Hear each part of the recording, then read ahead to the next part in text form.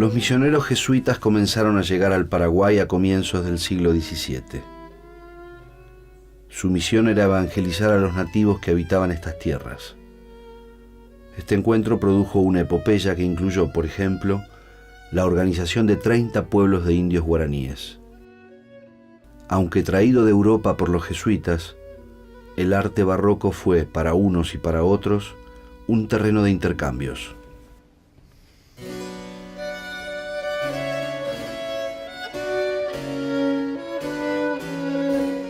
Yo creo que el barroco ha tenido una influencia muy semejante con los indígenas a la que tuvo en Europa.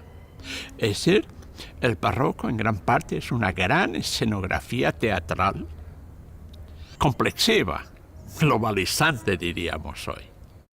Los jesuitas yo creo que implícitamente han pensado que lo que era bueno para los jesuitas, lo que a ellos les gustaba, también iba a gustar a los indígenas. O sea, si a los jesuitas les gustaba la música clásica, también a los indios les iba a gustar la música clásica. Si a los jesuitas les gustaba el arte barroco, también a los indígenas les iba a gustar el arte barroco. A pesar de que entre los guaraníes no hubo nunca arte plástica de pintura propiamente, ni de escultura. Muchas imágenes, sobre todo en el siglo XVII, eran simplemente compradas en Europa. Se tienen listas de imágenes compradas y que llegaron al Río de la Plata. Bueno, estas imágenes pues se incorporaban a la devoción de los indígenas y después en los talleres propiamente había una cierta imitación de estas imágenes. Imitaciones más o menos logradas, pero hoy los críticos de arte tienden a valorizar lo que en el artista guaraní hay de creativo.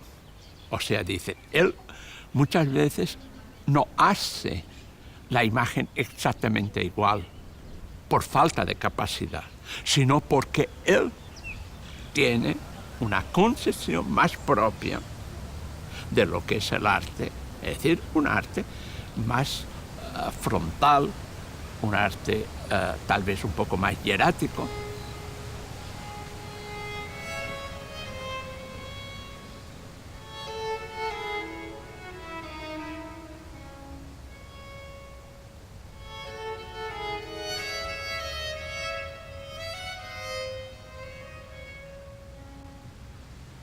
Estas imágenes, simplemente por el orden de tamaño, las grandes eran para la iglesia.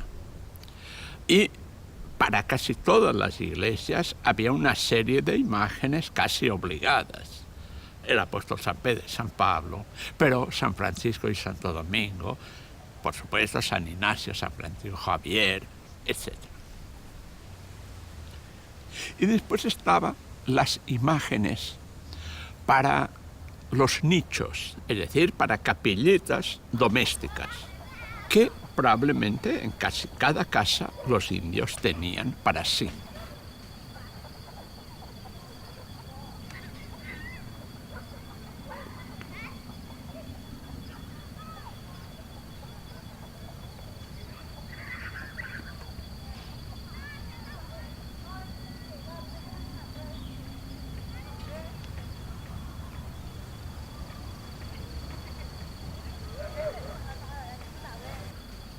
¿Qué es lo que diferencia entonces las obras barrocas que venían de Europa de las que eran producidas en América?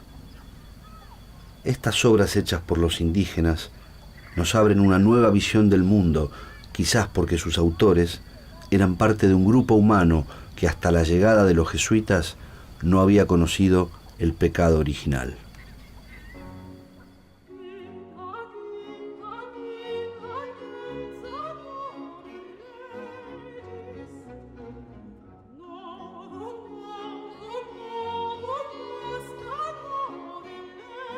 El barroco es una de las expresiones muy importantes, ya que representa al barroco guaraní, que tiene características muy especiales dentro del barroco latinoamericano, sobre todo en su expresión de la parte silvícola, con la exuberancia de la naturaleza, la botánica, la riquísima farmacopea guaraní, que está simbolizado en un montón de sonidos y colores y sobre todo en pigmentos.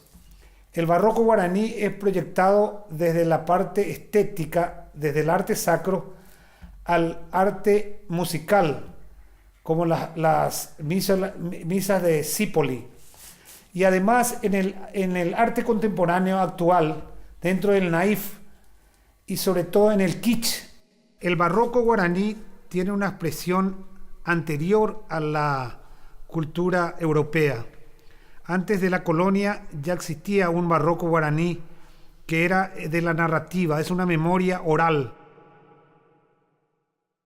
El barroco es un movimiento que tiene un concepto ideológico en Europa fundamentalmente como un movimiento de liberación del Renacimiento, que empieza a generar varias expresiones artísticas que a su vez, al enriquecerse con ñande-upú, con el guaraní, con ñanderecó del guaraní, con el concepto ñande-upucuera violado, se convierte en un barroco hispano-guaraní inicialmente y fundamentalmente en las expresiones de las artes que vienen hasta nuestros tiempos. En este momento nosotros seguimos teniendo expresiones de ese barroco idealista, de ese sueño guaraní, de ese ideal, de esa entelequia cultural que sigue siendo vigente y que se proyecta en lenguajes contemporáneos de distintas índoles. En los últimos 25 años me he estado especializando en el estudio de iconografía virreinal y para mi sorpresa he descubierto que esencialmente hay una tendencia profundamente arcaizante en donde los pintores andinos van a contrapelo de los grandes pintores españoles y europeos en general, y que si bien utilizan los grabados flamencos, alemanes, italianos, españoles como fuente visual para sus pinturas, en muchos cuadros hay una intencionalidad subversiva en donde el pintor andino lo que quiere es decir algo más, ¿no? Modificar la composición para incluir al indígena, al mestizo o al criollo como el nuevo protagonista del drama bíblico de salvación.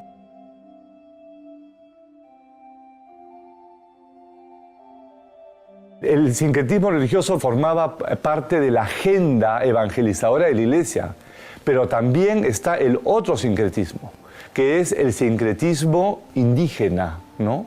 El sincretismo de los que los cronistas lo llamaban hechiceros dogmatizadores, que eran los indios conversos o mestizos conversos que utilizan la fe cristiana como cortina de humo para continuar con sus viejas creencias.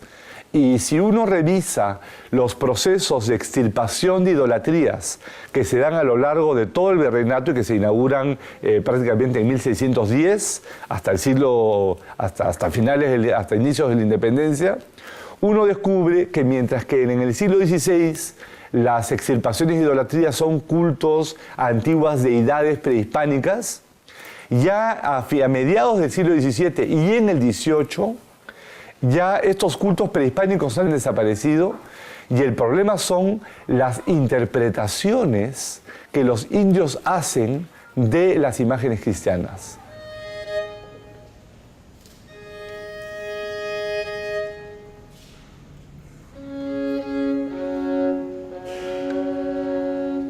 Es evidente que los misioneros de indios tenían como objetivo evangelizar al indio. Y para hacerlo, sobre todo los jesuitas y los agustinos, buscan resonancias, temas que resuenen con cultos prehispánicos, ¿no? hay algunos casos concretos, como el de los ángeles arcabuceros, por ejemplo, que es una iconografía sui generis andina, en donde no existe en ningún otro lugar del orbe, ¿no? Que son ángeles de tamaño natural, vestidos a la usanza militar y con arcabuces en las manos, ¿no?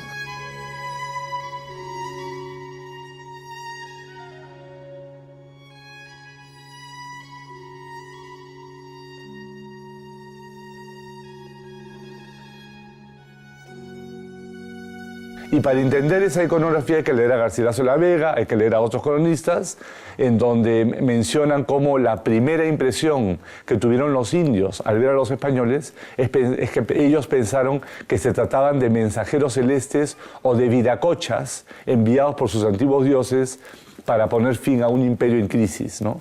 Entonces, esa iconografía solamente puede ser comprendida dentro de una lectura sincrética de lo que sucedió en el Perú.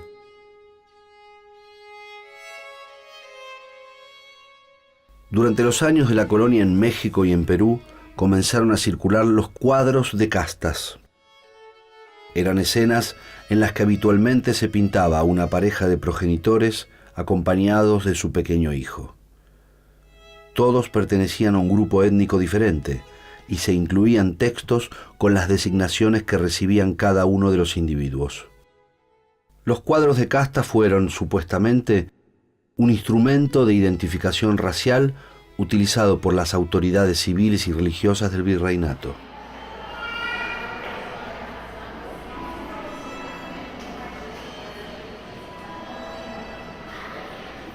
Aleijadinho é um artista extraordinário, mas também dentro de um contexto extraordinário que foi a civilização do ouro. Mulato, portanto livre, o Aleijadinho recebeu influências quando jovem de Xavier de Brito, seu pai, e ele vai desenvolver uma dramaturgia própria, um dramatismo de síntese entre o sublime e o sensual, e vai se transformar no grande artista do barroco fora da Europa. A relação com o pai é uma relação de formação. O que eu acho importante nessa relação? Houve uma relação de liberdade muito grande. Algumas obras da juventude do Aleijadinho mostram que o pai permitiu certas liberdades. Ou seja, o pai teve a visão de deixar o Aleijadinho seguir no seu rumo e não ficar preso dentro dos cânones que eram consagrados na época. Se ele recebe a influência do Xavier de Brito, também é visível já na mocidade ele seguindo um caminho próprio, desenvolvendo um estilo completamente pessoal. E isso com a permissão do pai, né? Então esse momento da juventude é rico a parte de ensinamentos, mas mostra já um Aleijadinho com liberdade procurando o seu caminho pessoal. Ele vai se destacar muito na cultura da época. Ele era considerado no seu tempo um grande mestre, né? Embora tivesse muitas disputas junto com Servas, que é outro entalhador importante, né? O Aleijadinho, sem dúvida nenhuma, era considerado na sua época o maior artista na região mineira.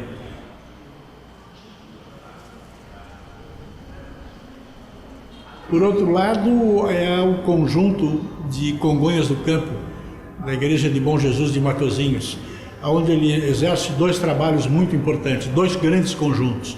Um conjunto das capelas, onde, através de esculturas de tamanho natural, mais de 60 esculturas policromadas, ele relata de uma maneira extraordinária e com grande dramatismo todo o Calvário de Cristo.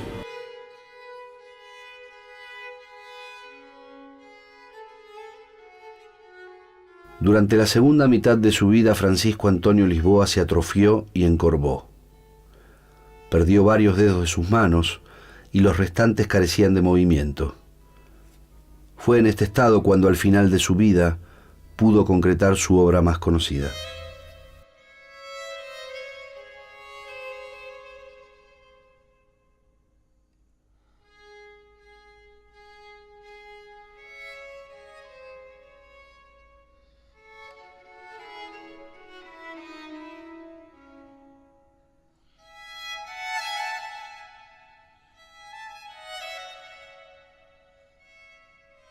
Olha, as características são a tipologia, por exemplo, o desalinhamento dos olhos, não é? O alongamento da figura, não é?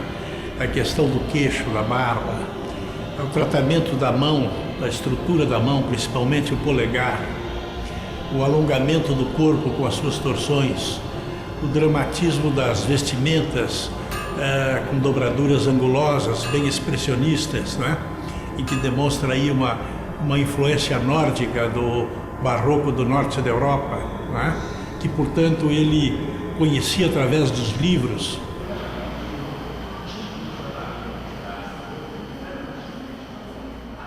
Outra característica que eu acho é o tratamento dramático da figura. Claro que há uma retórica que é típica do barroco e até mesmo do rococó, mas há certos elementos de síntese dramática. Não há muita retórica no dramatismo e há um relacionamento, um equilíbrio entre o sublime, que seria o sagrado, e o sensual, que seria o humano.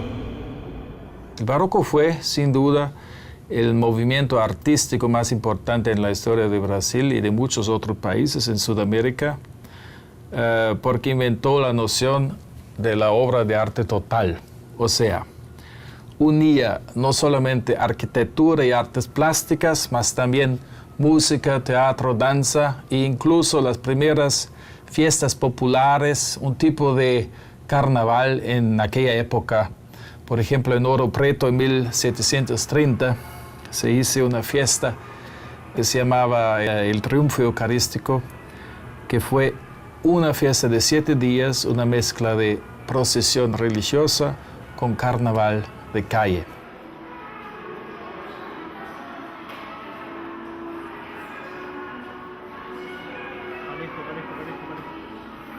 Bueno, en primer lugar creo es la fusión entre cuerpo y alma que caracteriza el barroco en general y específicamente a Aleijadinho.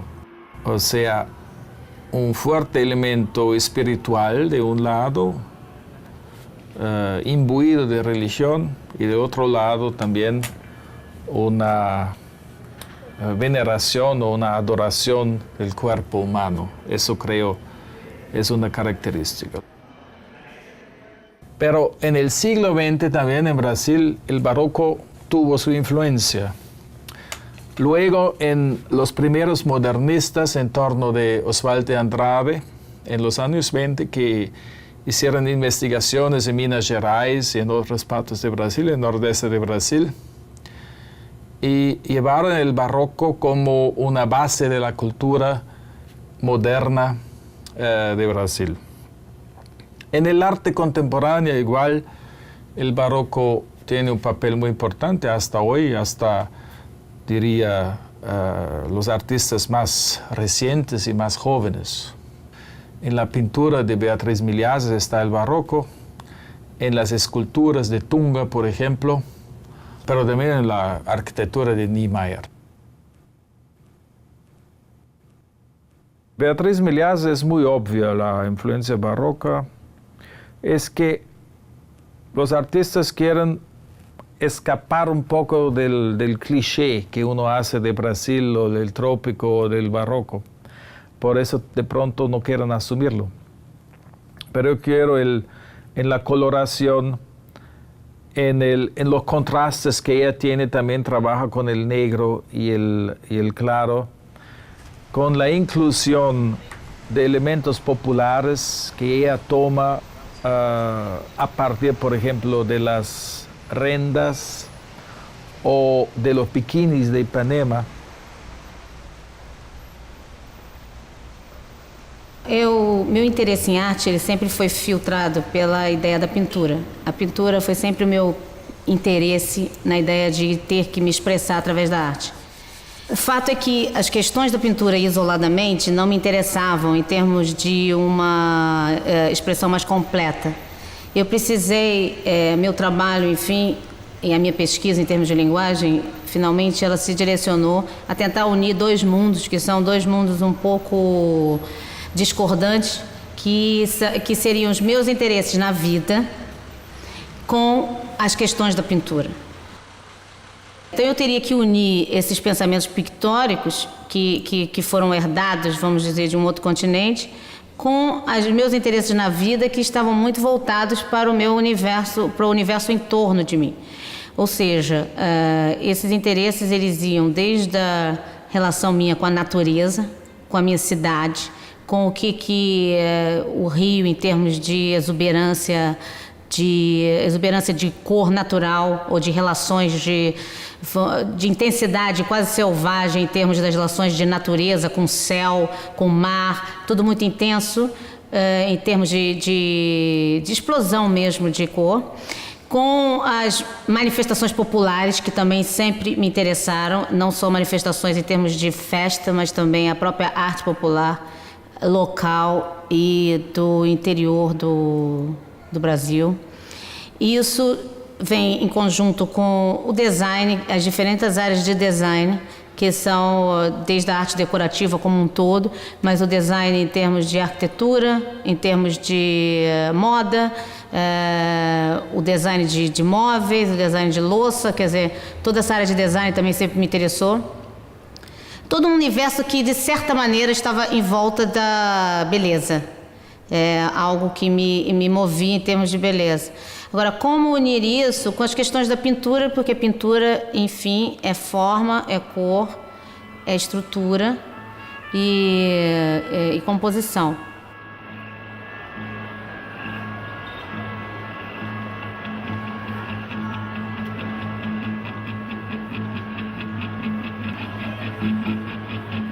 En el barroco de la colonia, la expresión en la pintura estaba unida al cuerpo, el cuerpo divino.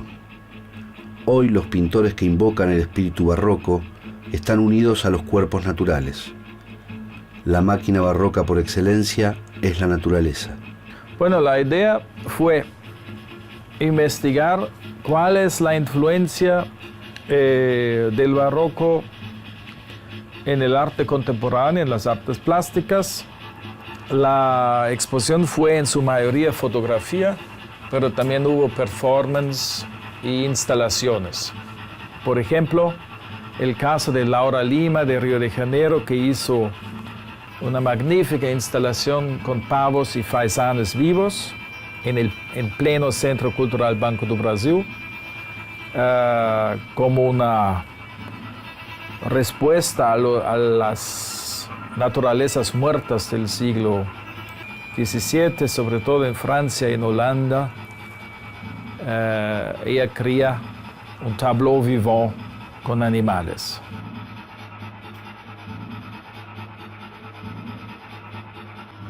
La instalación de Laura Lima fue, en el sentido barroco, una obra de arte total, porque tenía algo muy pictórico a través de los colores de las aves, también un elemento de fiesta, como si fuera un banquete, y después una referencia a la pintura histórica, solamente que ella hizo una naturaleza viva, con los faisanes y los pavos. Tenía una fuerza seductora muy grande y una fuerza de persuasión muy grande, que es otra característica del barroco. Incluso de un barroco bastante tropical, porque claro, el barroco en Brasil es más colorido aún que el de Alemania o el de Portugal. Incluso en el inicio fue bastante oscuro y trabajaba en las iglesias con el contraste entre oscuro y claro, pero la impresión inicial siempre era casi como entrando en un cinema. Cuando entras al São Bento de Río de Janeiro, que es un ejemplo de un barroco con fuerte influencia portuguesa, uno se siente en un cinema, los ojos ven casi nada y hay que adaptarse. Ese juego, digamos, de claro-oscuro hace parte de la idea barroca. La expresión barroca, y particularmente el barroco colonial, encuentra múltiples ejemplos en las artes plásticas, en el cine, en el teatro de nuestros días. Desde los mega eventos espectaculares en nuestras ciudades, al modo de la gran fiesta barroca, a casos muy puntuales, como es el caso del gran artista argentino Antonio Berni, cuya serie de collage y assemblage y objetos especialmente dedicados al personaje de Juanito Laguna, de Ramona Montiel, debe mucho a la beca que él tuvo previamente para estudiar arte precolombino y barroco, colonial, boliviano y peruano, donde pudo ver esas mezclas de materiales típicas de la imagen barroca. Normalmente uno asocia el barroco con la abundancia, con la exuberancia, pero la exuberancia, la riqueza en colores no es la única característica del barroco. Yo diría incluso el contraste entre riqueza y pobreza, miseria en América Latina, de pronto puede ser considerado también como una herencia del barroco.